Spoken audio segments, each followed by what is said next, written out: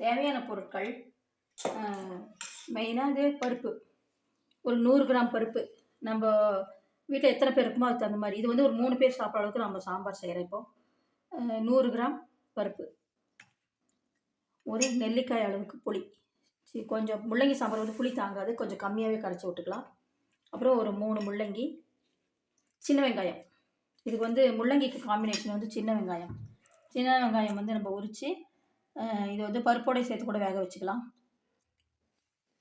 அதுக்கப்புறமா மஞ்சள் பொடி, கருவேப்பிலை. தாளிக்கிறதுக்கு வந்து கடுகு, ஒரே ஒரு வரமிளகா, கருவேப்பிலை. இது சாம்பார் பொடி, வீட்டிலே செஞ்ச சாம்பார் பொடி.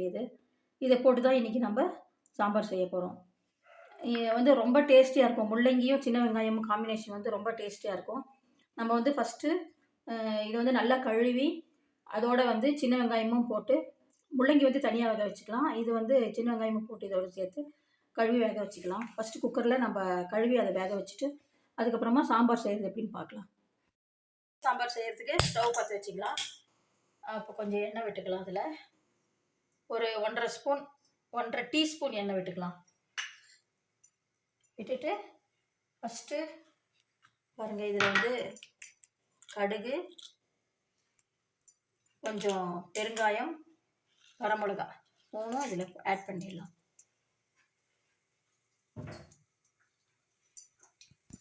ஆட் பண்ணிவிட்டு கடுகு, பெருங்காயம், வரமிளகா. தாளிக்கும் போது ஒரு மிளகா போட்டால் தான், நீங்கள் என்ன போட்டால் கூட அது ஒரு டேஸ்ட், நல்ல ஒரு மிளகா வாசனை, அது நல்லாயிருக்கும் டச்சு. அதுக்கப்புறம் கொஞ்சம் மஞ்சள் பொடி, கொஞ்சம் கருவேப்பிலை,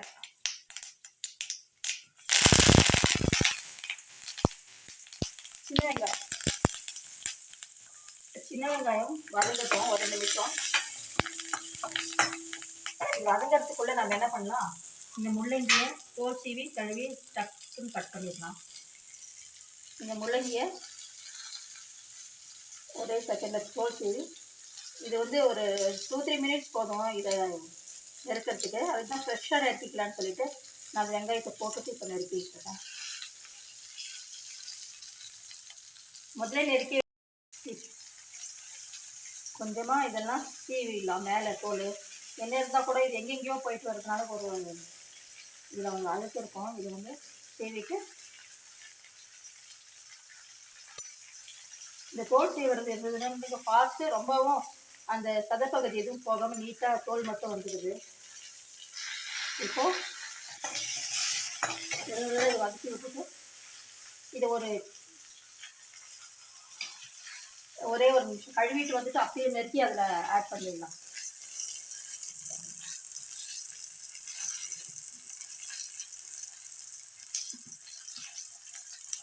இது கழுவியாச்சு.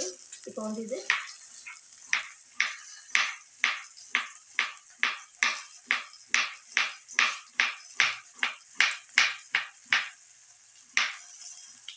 இதில் காய போட்டுருவோம். நம்மளுக்கு முள்ளங்கி பிடிக்கும்னா கொஞ்சம் நிறையவே ஆட் பண்ணிக்கலாம். பொதுவாக எனக்கெல்லாம் எடுத்து சாம்பாரில் முள்ளங்கி இருந்தால் எடுத்து சாப்பிடுவேன். அதனால நான் கொஞ்சம் அதிகமாகவே போடுவேன். உங்களுக்கு எப்படி விருப்பமோ அப்படி கொஞ்சம் கம்மி ஜாஸ்தி போட்டுக்கோங்க. பிடிக்கிறவங்களும் இருக்காங்க.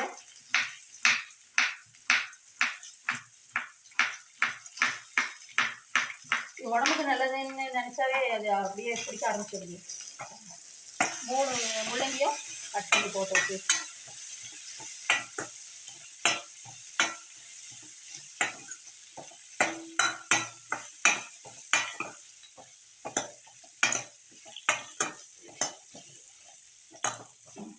இப்போ என்ன பண்ணலாம், இதுக்கு தேவையான சாம்பார் தூள் போட்டுடலாம். அப்போ தான் நல்லா அதில் வந்து சேர்ந்து வேகும். தேவையான அளவுக்கு இதுலேயே வதக்கிட்டு ஒரு 1.5 டீஸ்பூன்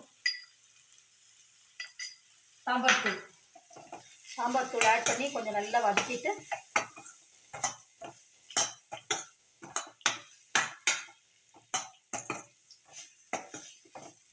ஒரு நிமிஷம் நல்லா பாருங்க கம்மனு வதக்கிட்டு அதுக்கப்புறமா இதில் வந்து கொஞ்சம் தண்ணி ஆட் பண்ணிடலாம்.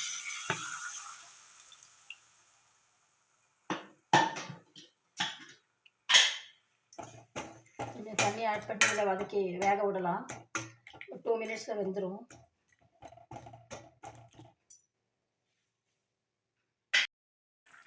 காய் வெந்தாச்சு. அதுக்கு தகுந்த உப்பு போட்டுடலாம்.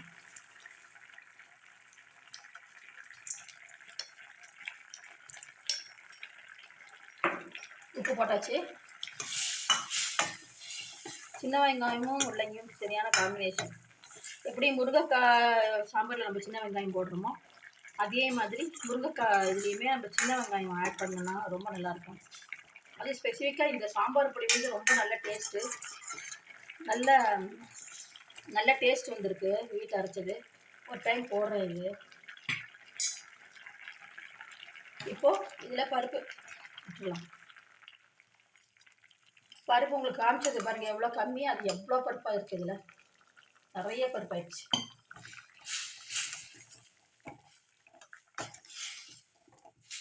எப்போவுமே முள்ளங்கி சாம்பார் வந்து பருப்பு அதிகமாக இருந்தால் தான் நல்ல டேஸ்ட்டு. புளிப்பு கம்மியாக இருக்கணும், பருப்பு அதிகமாக இருக்கணும். புளிப்பு இருந்தால் அது அக்செப்ட் பண்ணிக்கிறது இல்லை. முள்ளங்கி புளிப்பு இருக்கக்கூடாது. போட்டாச்சு. இப்போ வந்து பருப்பு போட்டாச்சு. புளித்தண்ணி மட்டும் விடணும். லைட்டாக விட்டுக்கலாம் புளித்தண்ணி. ரொம்ப புளிப்பு ஏற்றுக்காது இது.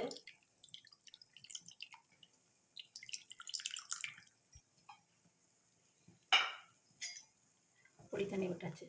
இதெல்லாம் சேர்ந்து ஒரு 5 நிமிஷம் வரைக்கும் கொதிக்க விட்டுறலாம். இந்த முள்ளங்கி சாம்பார் வந்து சாதத்துக்கு சூப்பராக இருக்கும். அப்புறமா நம்ம இட்லிக்கு தொட்டுக்க கொடுத்துக்க அவ்வளோ அருமையாக இருக்கும் முள்ளங்கி சாம்பார் இட்லிக்கு.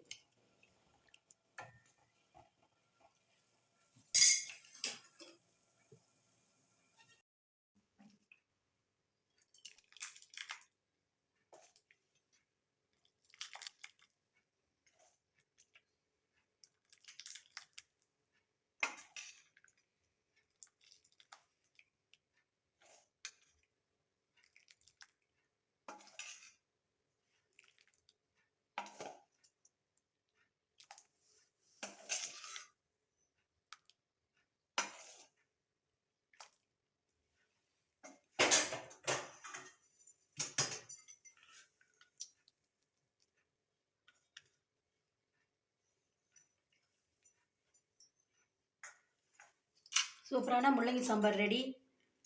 ஃபஸ்ட் கிளாஸாக இருக்கும். இது சாதத்துக்கு நல்லாயிருக்கும். அப்புறம் தோசை, இட்லி எல்லாத்துக்குமே ரொம்ப நல்லாயிருக்கும். இதே மாதிரி நீங்கள் செஞ்சு சாப்பிட்டுட்டு லைக் பண்ணுங்கள், கமெண்ட் பண்ணுங்கள், ஷேர் பண்ணுங்கள், சப்ஸ்கிரைப் பண்ணுங்கள். அப்படியே எப்படி இருக்குது பார்த்தீங்களா, கம்மன்னு சூப்பராக இருக்குது முள்ளங்கி சாம்பார். இது வந்து பெல் பட்டன் ப்ரெஸ் பண்ணுங்கள். இன்னொரு புதிய ரெசிபியோடு நம்ம வந்து நாளைக்கு பார்க்கலாம்.